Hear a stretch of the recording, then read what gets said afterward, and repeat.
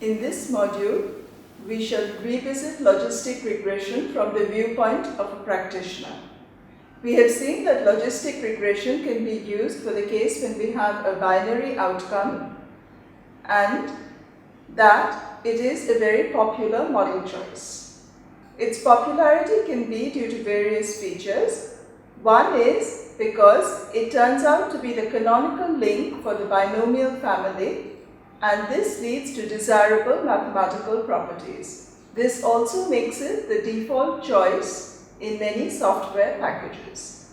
However, this agreement, purely from the mathematical standpoint, will not satisfy the practitioner, and thus we will revisit logistic regression in this module from an econometric angle. The econometric argument for logistic regression, or more generally for probit regression or any choice of link, comes from something called binary choice. The idea here is that in addition to the binary outcome and the set of covariates, for each individual there is also a latent set of covariates which determines the decision taken by the individual.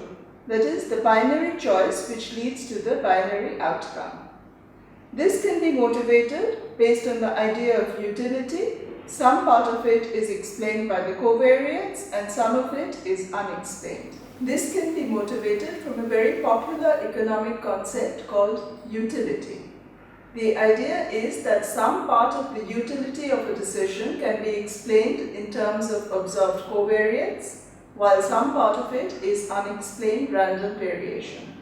The distribution which we attribute to this random variation is seen to influence the choice of link. We shall discuss this in more details in the remainder of this module.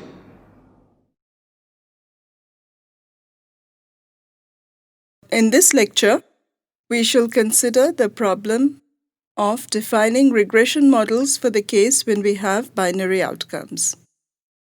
We shall define the linear probability model and then the concept of binary choice. The ultimate purpose is to define a regression framework when we have observations on a single response y, and we want to explain this outcome y in terms of p explanatory variables x1, x2, xp. So for example, we might have observations on x1, x2, xp for some future observation, and we want to predict what the unknown y is based on x1, x2, xp. Or we might want to consider the x's singly or maybe even jointly, and to see how y changes as a function of these x's. So this is the typical regression problem. Here is a typical regression equation using a model data set from R. So this is a regression equation which explains the savings rate of countries using some covariates such as the percentage of the population which is below 15, the percentage of the population which is above 75, etc. Now recall that the methodology for fitting regression models to continuous outcomes first consists of some exploratory data analysis, where, for example, we might want to plot the response against each covariate taken in turn, observe whether there appears to be any relationship at all, and if so, whether the relationship may be considered linear. And using these exploratory diagnostics, we want to frame a multiple regression model which explains y in terms of the joint behavior of x1, x2, xp. Recall also that the technique for fitting the regression line is the well-known least squares technique. So let us apply this least squares technique to a problem of determining school choice from actual study which was done in India. So here we have observations for a number of children on individual level covariates, household level covariates, and our purpose is to predict whether or not they go to a private school or to a public school. So we did it as I just said. We write out the multiple regression equation, we do some exploratory data analysis, and then we use least squares, and what we get is the line which is given in this figure. However, we have a problem. Note that what we are predicting is the percentage of children who go to private schools. And yet we see that for certain segments of the linear predictor, the predicted percentage is either exceeds 100 or is below 0. Now, why did this happen? To understand this, let us take a step back and consider all kinds of outcomes that arise typically in econometric problems or other applied problems from the viewpoint of a statistician. So on this slide, we see several types of outcomes, which have been color-coded according to type. So household income and share prices, which have been indicated in blue, are the most common types of outcomes which are continuous variables. Family size, mortality, morbidity, fertility, which have been indicated in purple, are yet another type of variable for the statistician. They are called count variables. The remaining variables, which have been indicated in gray, are called binary variables. So statisticians record these variables using 1 or 0. The value 1 occurs if a certain event occurs and 0 if the event does not occur. So what kind of events might we be interested in? If we, to begin with, consider econometric problems, which is historically the field from which the concept of binary choice has arisen, a very common model is the question of determining whether or not an individual migrates to a different country. There is, in fact, a very famous data set and famous application which has motivated the origin of some statistical methodology concerning whether or not an individual migrates from East Germany to West Germany. The problem thus is to measure certain individual level covariates on a group of East Germans and then using these to predict whether or not the person is likely to migrate to West Germany. Similar questions can arise. For example, if we consider what about an individual determines whether or not the person is employed. What factors about a country or its neighbors might determine whether or not there is civil war? So these are all central problems in econometrics. And in each case, we are concerned with a binary choice. That is, a choice between whether or not an event will or will not. So formally, to define binary response models, we are interested in an outcome which takes the value 1 if an event occurs and the value 0 if the event does not occur. Now, we have seen that the problem of determining school participation falls in this category. Yet when we fit a linear regression model to this data, we got a problem, which is that the predicted probabilities often lie outside the acceptable range of 0 to 100. Now, why does this occur?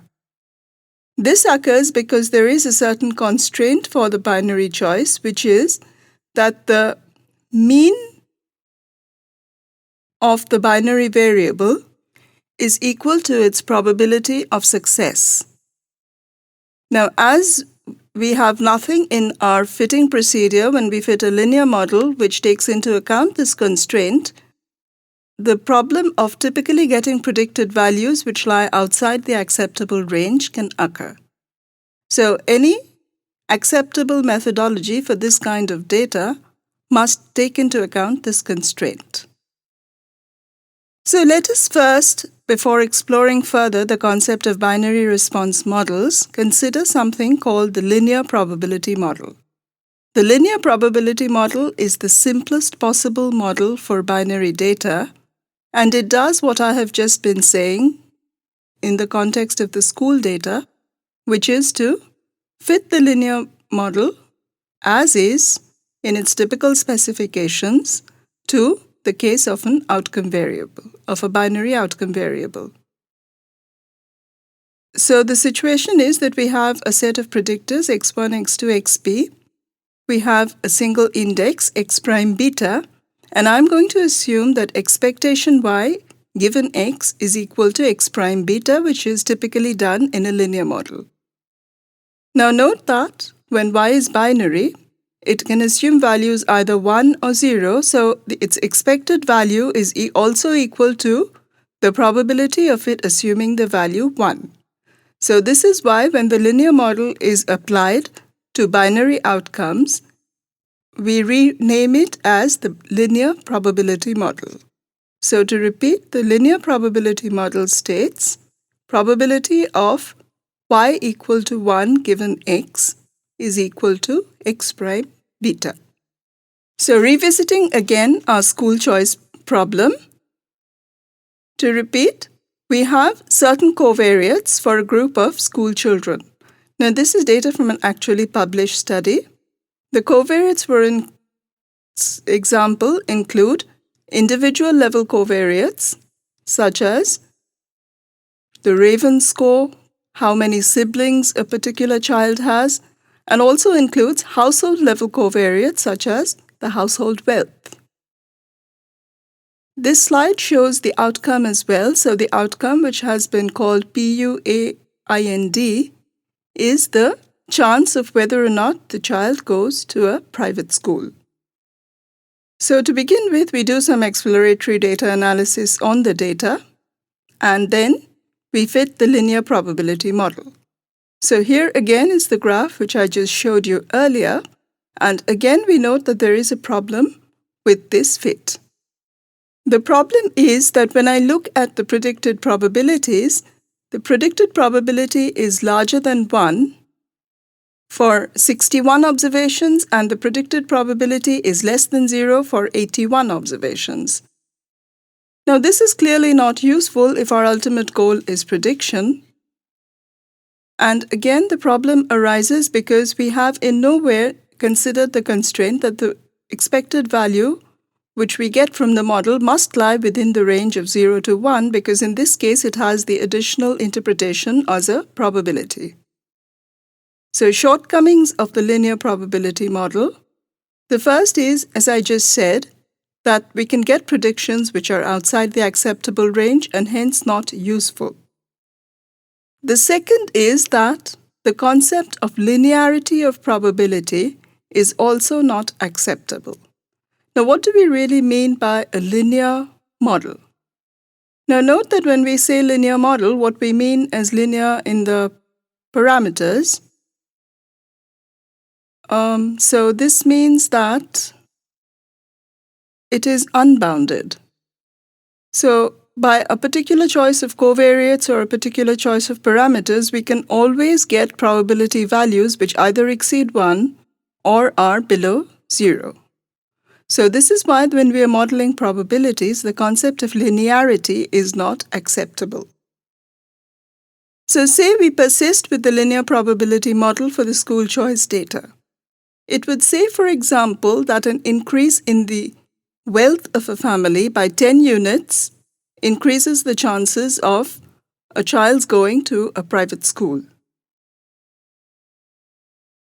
However, if we consider this from a subject matter point of view, an increase of 10 units from, say, 500 to 510 scaled units can be expected to be quite different from, say, 10,000 to 10,010. So this means that the idea of linear is not necessarily acceptable for all applications. So this is the second shortcoming of the linear probability model. The third shortcoming of the linear probability model is a more technical one, which is that the residual is heteroscedastic by definition. Now note that an alternative way to write the linear model is to write y equal to x prime beta plus e.